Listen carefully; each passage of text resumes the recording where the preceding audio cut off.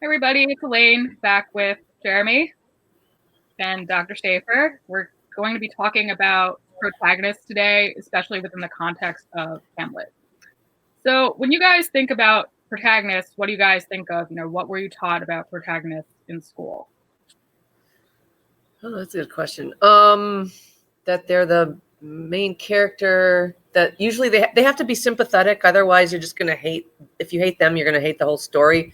I mean, even if they're unlikable, they have to be compelling enough. And I'm thinking of like on the soap opera All My Children that my mom used to watch. One of the favorite characters was Erica, and she was always doing something nasty, but still she was so compelling that she was like everybody's favorite character. How about you, Jer? I always kind of know them as like, the good character, the point of view character. In some cases, the hero. Even though I know they're like the hero and the protagonist don't have to be the same thing, but that's kind of my understanding of like the main character that like kind of goes through the story, not necessarily drives it, but goes through it. I think I agree with both of you. I think when we were younger, at least when I was younger in like elementary school, the protagonist was the hero of the story, the good guy, and then as I got older, maybe in high school and college, that definition morphed to be like, usually the main character, the person that the plot revolves around, drives the plot, that sort of thing. So I think we have a good working definition. Um, and now I'm going to ask loaded question. When you guys think of the play Hamlet by William Shakespeare, who do you guys assume is the protagonist and why?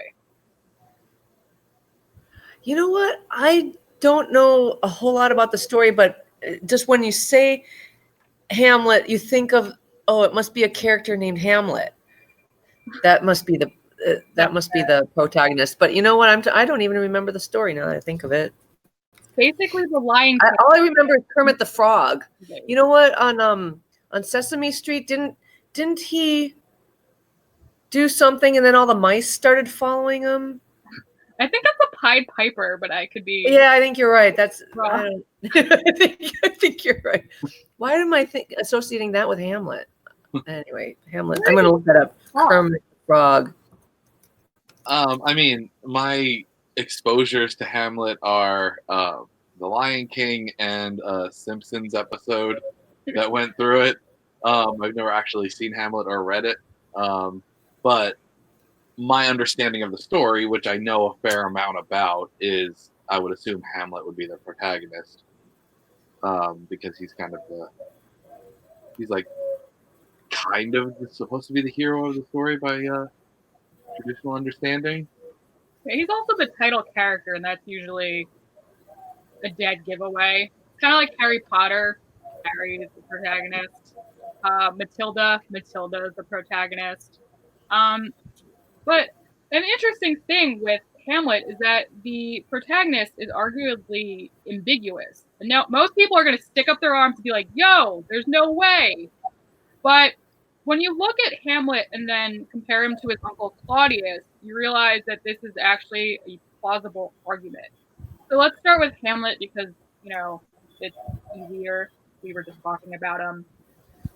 So in Act 1, Scene 5, and I think the preceding scene, Hamlet is introduced to the ghost of his father, or a ghost that claims to be the ghost of his father. And he's like, I was actually murdered by my brother, and I want you to avenge me, basically. Short version, totally Spark Notes, it's fine. And without being able to confirm whether or not this information is actually true, Hamlet decides, after some moral conflict in his head, to go along with this whole plan and murder his uncle. And spend the entire play trying to murder his uncle. And eventually he manages in the final scene where he stabs his uncle with the poisoned sword that Laertes had tried to kill him with, and then makes him drink some poisoned wine, which is not a good way to die. I'm not gonna lie. Round 2. Hamlet basically arguably leads to Ophelia's suicide. Ophelia and Hamlet had been courting for a while. They're exchanging lots of gifts and tokens of their love. And then all of a sudden, after she is asked to stop courting with him because he's crazy and depressed, she, gives back all the tokens of her love and vice versa. And he basically spurns all women and love in general and denounces mankind and all these other crazy things, and eventually kills her father. And that drives her to arguably for suicide, where she drowns herself. He also kills Polonius, which is Ophelia's father. He feels absolutely no shame or remorse over doing this. And he did this within the context of he was talking to his mother, and then Polonius was spying on them behind a curtain, and he stabbed them, which is kind of like a really, what am I looking for? Like an exaggerated reaction. I don't know about you. I mean, if I found someone spying on me, would I like kill them? I don't think I would kill them. I don't. Would you kill them? No, probably not. Maybe in the context of the spying, I don't know. But still, I mean, it's not within the context of a war, so seems like a bit much. He also, still, Hamlet, our buddy here, kills Rosencrantz and Guildenstern, his childhood friends, and feels no remorse. They were sent back to England as a group, and Hamlet discovers that his uncle had sent them with a message. They didn't know about this message. He doesn't know that, but they don't know that it asked that the king kill Hamlet upon his arrival. He basically swaps out the note, makes it ask for the death of his friends, and then he returns to Denmark to challenge his uncle. That's revealed in the final scene of the play. I don't know why I said thing. And then he also kills Laertes at the end. In the final scene, they go into a duel. Claudius's plan was to have Laertes basically duel Hamlet and kill him. And if that didn't work, poison him with a celebratory wine. And there is some sort of reconciliation between them before they both die, essentially in each other's arms. But still, that's how many deaths. Laertes is one, Rosencrantz, Guildenstern, Polonius, arguably Ophelia, and then Claudius. So that's 6 deaths that this guy causes without really feeling any shame. And then obviously we said that, an important part of the protagonist is propelling the plot forward. And he does that. If he didn't try to avenge his father's death, then there wouldn't be a story. Now we can look at Claudius. So Claudius, we already established, is the former King Hamlet. I don't know why Shakespeare didn't use another name. Kind of confusing. Brother, and he kills him by pouring some poison in his ear while he's sleeping. And then he marries his brother's wife Gertrude within 2 months to unite the kingdom. So that's one death. Obviously, if that hadn't happened, there wouldn't be a story. Hamlet wouldn't have someone that he needed to avenge. And then his continual plot against Hamlet also propels the plot. He's trying to, knock him off, get him out of the way because he's insane and makes Denmark look bad. So that's another thing that causes issues and creates a plot. So arguably, this is very ambiguous. You have 2 characters that are warring with each other, both not really upstanding gentlemen. I think that's pretty clear. So what do you guys think? Now that you've heard both arguments, have your ideas about who the protagonist of Hamlet is changed, or is it just the same?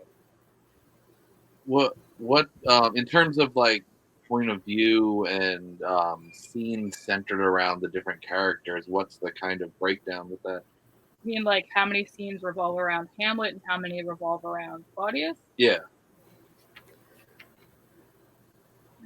I think it's roughly 50-50. It might be a little skewed in Hamlet's favor, like a 60-40. He does have much longer speeches, like the famous "To Be or Not to Be" monologue, for example, than Claudius.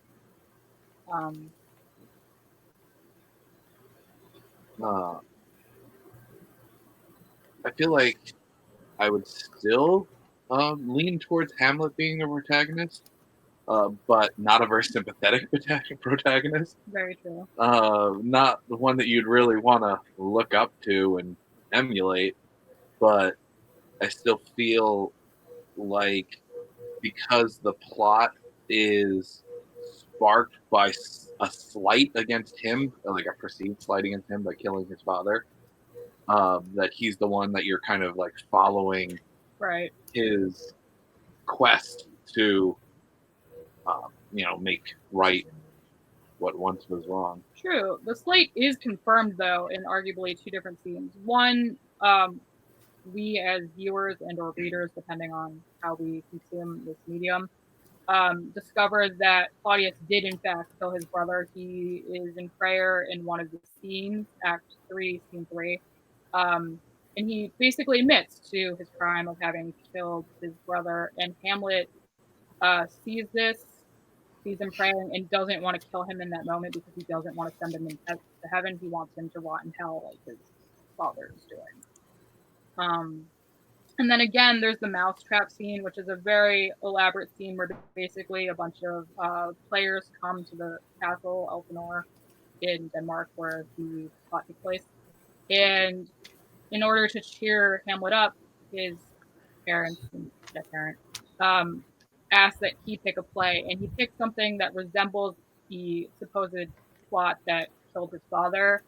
And he asked his friend to watch the play with him and see how his uncle reacts. And if he reacts strongly, then he assumes that the ghost was not lying and will go forward with the plot to kill him. And that's Claudius. And, Claudius stops the play in the middle, and Hamlet's convinced this is enough to convince me that he wasn't lying. He's the ghost of my father, and I need to kill this man. And, honestly, even with someone who has been introduced to both of these different ideas in school, that it could be Claudius who's the protagonist and it could be Hamlet that is the protagonist as well, I'm leaning towards Hamlet being the protagonist just because, A, I'm more used to the idea, it's what I've always grown up with, and B, because, he's a title character. He does propel this plot forward, I think, a little more than someone who's just reacting to him. Because, like, Hamlet will do something, Claudius will react. Claudius will do something, Hamlet will react, but mainly it's a one-way directional. And I think he's definitely not likable, though, which is, I think, the thing that gets most people. Like, when you lay it out and you look at the deaths that both caused, like, well, Hamlet's really not a good guy. And that earlier definition we get where we're contrasted between, an antagonist who's the bad guy and a protagonist who's the good guy, you can't think of Hamlet that way. It's probably just used. It makes me kind of think of, have you seen Death Note? Yes, I have seen That's actually, I feel like, a good example of something that's got an ambiguous protagonist. Because obviously you're following Light throughout the story, the possessor of the Death Note.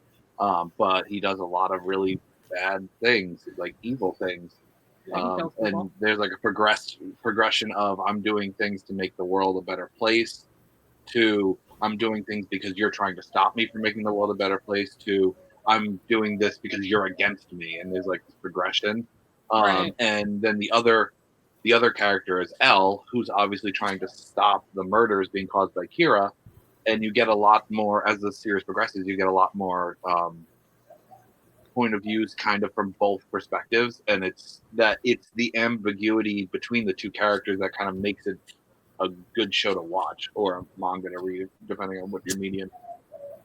Because of that, who am I rooting for? Like I'm kind of rooting for both sides because of that one is doing all these evil things, but he's also like I've been with him from the beginning, but the other one's kind of trying to stop him, and it's like this chess match back and forth.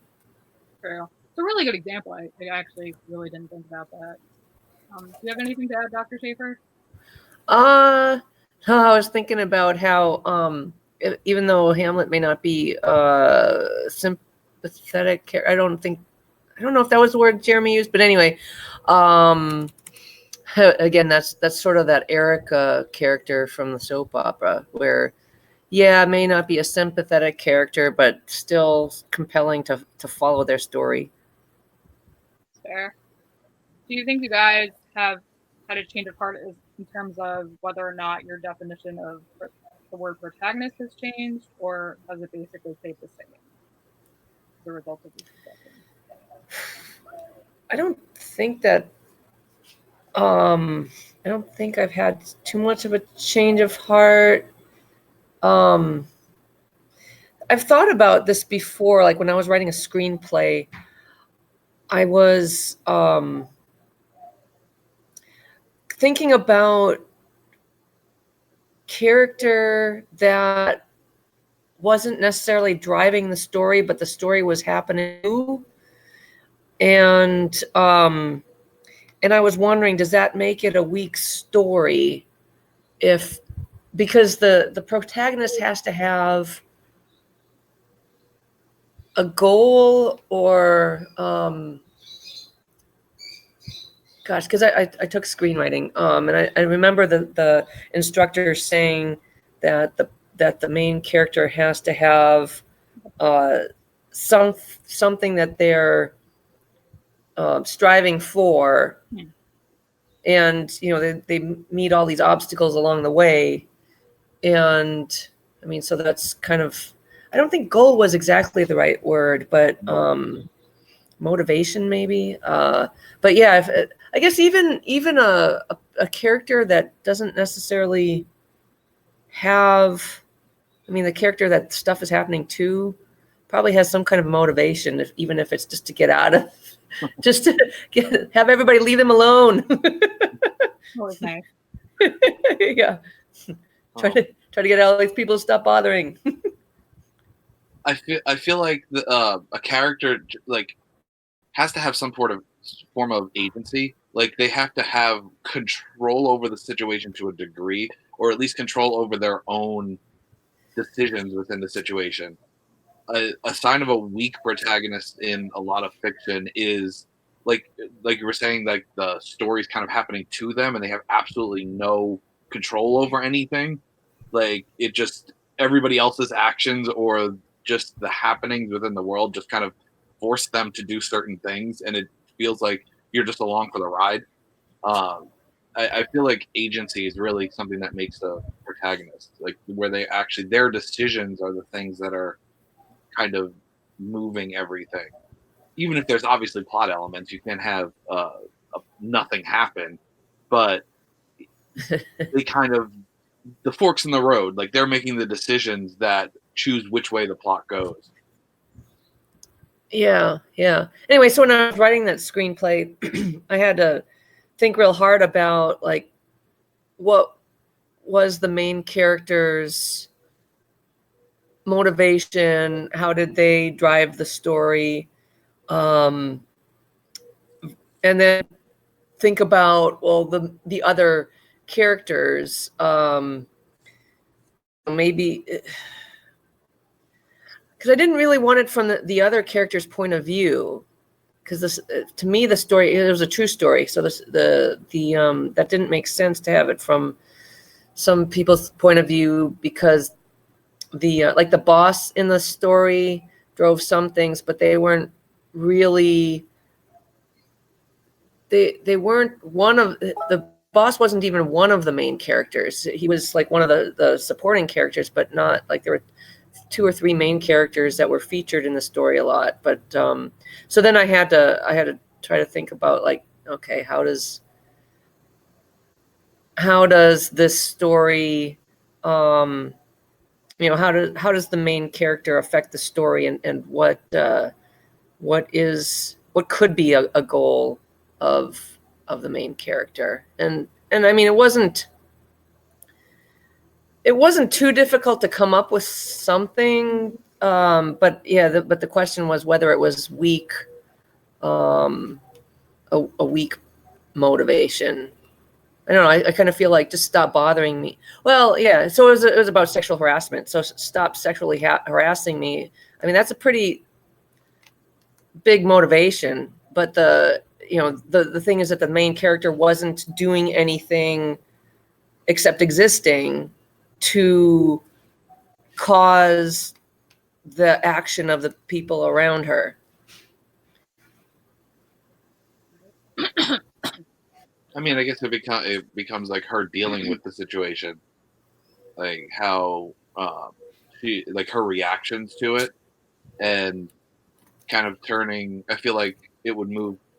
Like, did it move towards like an empowerment message where it was like, it was supposed to, at least, yeah, kind of like this. I did feel like the story, the end of the story wasn't necessarily, the end of the screenplay wasn't necessarily the end of the story. That was one of the problems that I had with it, was that like there's still something that's happening, because it was a true story. So there's like still story. The some things were resolved, but not really in a story satisfying way.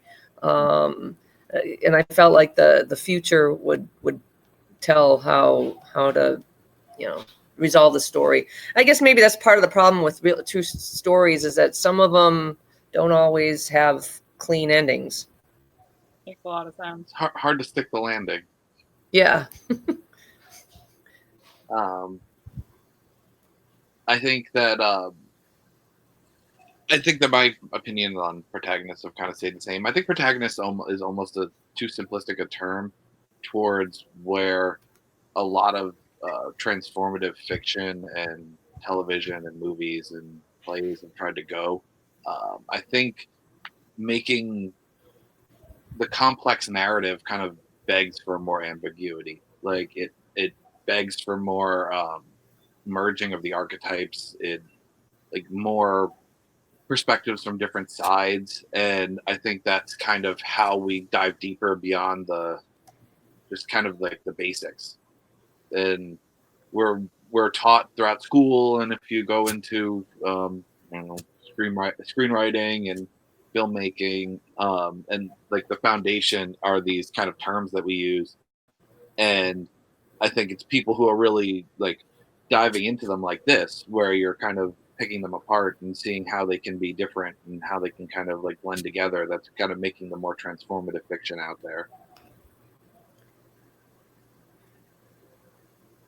I think the only thing I'd like to add is something that Dr. Schaefer talked on. Usually I feel if the story is being narrated by one of the characters and not like an omniscient god or other person, usually the narrator is the protagonist and the main character. It's not always the case. There are definitely books where that's not the case. Someone's talking about something else. We had a discussion one time about you brought it up about One Flew Over the Cuckoo's Nest. Oh yes, that's a very relevant. Yeah, Sheep is definitely arguably the protagonist in the book, main character. He's the narrator, but in the movie, it's not clear. A lot of people think it's Murphy who is the protagonist, main character. Everything revolves around him. But if everything revolves around him, how could he tell the story after he died? Sorry, I'm sure most people know that, but yeah, I mean that's kind of that's the biggest difference between the book and the movie in that situation, because the movie centers almost entirely around Jack Nicholson character Murphy, because he's the star power of the movie, so obviously you're going to center it around him. I mean, Danny DeVito was pretty great as Martini, and that other guy who plays the crazy doctor, and oh yeah, Christopher Lloyd was in it. Thank you. It had some decent acting in it, but he was definitely like a lot of Chief's perspective in the book centers around McMurphy too, but it's from his perspective and it's being told by his perspective. So he's definitely the protagonist in the book, but he's kind of peripheral in the movie. So that kind of duality, when you're kind of looking at it from which perspective you're looking at it from, kind of makes the protagonist ambiguous in that situation. Does anyone have anything else to add? No? All right. No, I think that's pretty good. Awesome. So I'm going to say thank you both for coming, and look forward to future discussions with you guys. Bye, everyone. Have a great day, guys. Bye.